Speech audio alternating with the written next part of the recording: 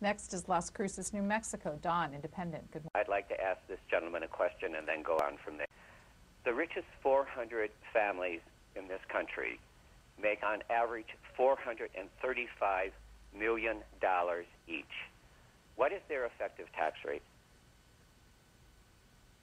I think it's 38%, but I don't. It's the top rate. But if your point is they pay the same rate as someone, No, sir? yes, Their effective tax rate is 16.6%.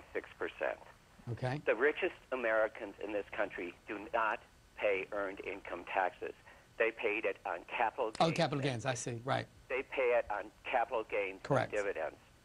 Now, Assuming the that previ- assuming that they make it in the kind of way you're Investments, describing. yeah. Yeah, and from investments. Okay, let's go on to the next.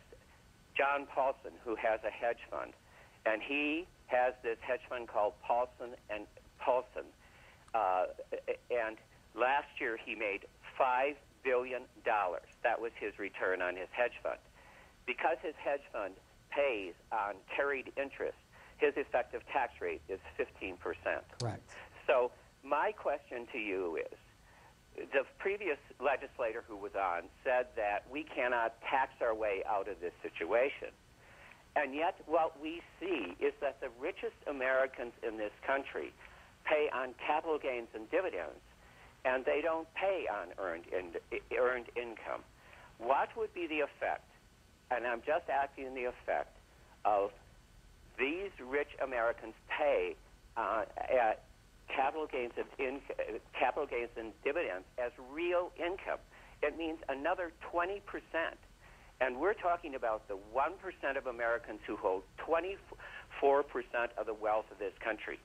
The problem with wealth in this country is it's distributed at the top, and those people pay an effective tax rate less than the effective tax rate of most Americans. Thank you, Don. No, you're absolutely right. The disparity between treatment of income of people at the very top and people that you've just described is very different. And you are absolutely right. The idea that that income is treated as an investment income and taxed at a much lower rate results in some of the wealthiest people in this country not paying their fair share.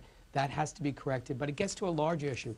There is this incredible divide, this division between the haves and the have-nots that has grown to the worst it's been almost since the 1930s. Part of that is tax policy. And one of the things Congress did before I arrived here, which I strongly oppose, was they extended the tax breaks for the richest 2% of Americans at a cost of $800 billion. These were the same group of folks who were clamoring about the deficit, and they just added to it by giving a tax break to the richest people in this country. Every economist who talked to us during orientation as new members of Congress, both the Republican economists and the Democratic economists, said we need to do two things to solve this problem in America. We need to cut spending, and we need to raise revenue. And what the Republicans have proposed is cuts in spending and cuts in revenue by continuing and extending and making permanent tax breaks for the richest Americans, tax breaks that are shipping our jobs overseas, oil and gas subsidies for the tax expenditures. That's the wrong thing to do. Is the debt ceiling vote an easy vote for you? Yes, the debt ceiling vote is a vote about whether or not America will keep its obligation to pay its bills. We're a country that pays our bills. We ought to be sure we're dealing with this deficit in a serious way, cutting spending, making the responsible decisions in the budget, but we should always pay our bills.